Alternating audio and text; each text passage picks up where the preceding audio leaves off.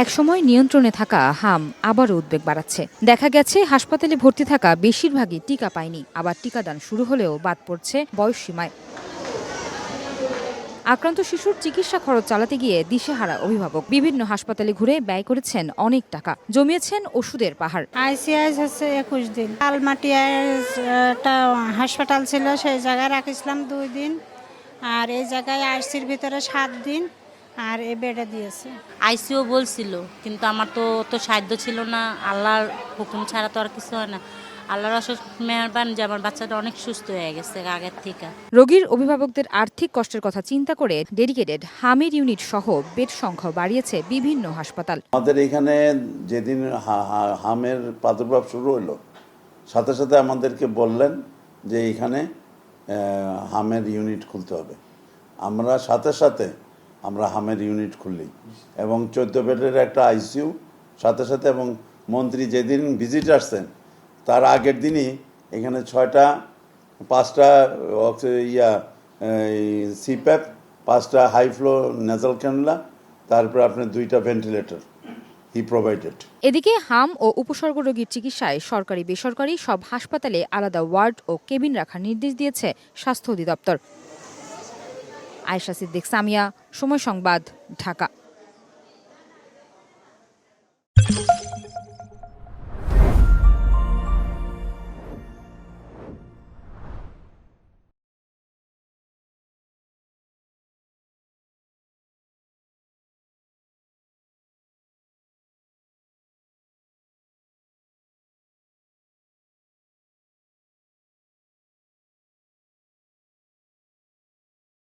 যে হামের ট্র্যাজেডি, সেটা হচ্ছে ডক্টর ইউনূস, ডক্টর আসিফ নজরুল, রিজওয়ানা, আদিলুর রহমান শুভ্র, কিচেন ক্যাবিনেটের নূরজাহান।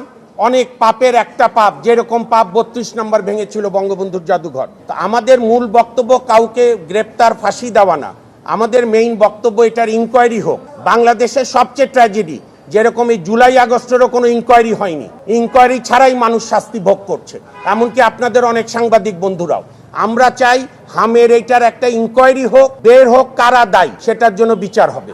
আপনারা জানেন যে হাম জাদুঘরে চলে গিয়েছিল, যেটার ক্ষেত্রে শহীদ রাষ্ট্রপতি জিয়াউর রহমানের সরকার, হোসেন মোহাম্মদ এরশাদের সরকার, দেশনেত্রী বেগম খালেদা জিয়ার সরকার এবং বঙ্গবন্ধু কন্যা জননেত্রী শেখ হাসিনার সরকার নানা বিষয় দ্বিমত সত্ত্বেও তারা এটা সাকসেসফুলি এই পোলিও টিকা, হামের টিকা দিয়ে ভ্যাকসিনেশন প্রোগ্রামে বাংলাদেশ ভারত পাকিস্তানের চেয়ে এগিয়েছিল। এরকম একটি অগ্রগতিতে যেখানে হাম জাদুঘরে, সেখানে বিগত অন্তর্বর্তী সরকার, যার উপরে মানুষের এত আস্থা ছিল, সে যেরকম অনেক অকাজ কুকাজ করেছে, তার আরেকটি মানবতার বিরুদ্ধে অপরাধ হচ্ছে ভ্যাকসিনেশনের টিকা কেনেনি। ভ্যাকসিনেশনের টিকা বরং তারা রাষ্ট্রীয় খাত থেকে ব্যক্তি খাতে দিয়েছিল।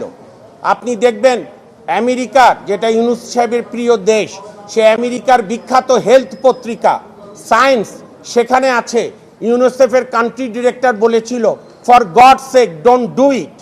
কাজে আজকে যে হামের ট্র্যাজেডি, সেইটা হচ্ছে ডক্টর ইউনূস, ডক্টর আসিফ নজরুল, রিজওয়ানা, আদিলুর রহমান শুভ্র, কিচেন ক্যাবিনেটের নূরজাহান। অনেক পাপের একটা পাপ, যেরকম পাপ 32 নম্বর ভেঙেছিল বঙ্গবন্ধুর জাদুঘর। তো আশরাফ পিটিশনার হয়ে মামলা করেছে হাইকোর্ট ডিভিশনের মাননীয় বিচারপতি রাজিকাল জলিল মহোদয় এবং মাননীয় বিচারপতি দেবাশিস রয় চৌধুরীর বেঞ্চে। এইমাত্র হিয়ারিং হলো।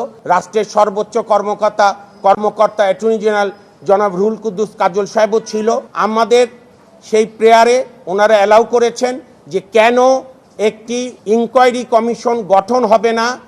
সুস্পষ্টভাবে কমিশন অফ ইনকোয়ারি অ্যাক্টের 3 ধারা অনুযায়ী এই হিউম্যান ট্র্যাজেডি বা চিলড্রেন ডেথ ট্র্যাজেডির উপরে ডায়াগনোসিস, মানে তদন্ত করবে, অনুসন্ধান করবে কারা দায়ী, হোয়াট ওয়েন্ট রং, কেন রাষ্ট্র এই দায়িত্ব পালনে ব্যর্থ হলো।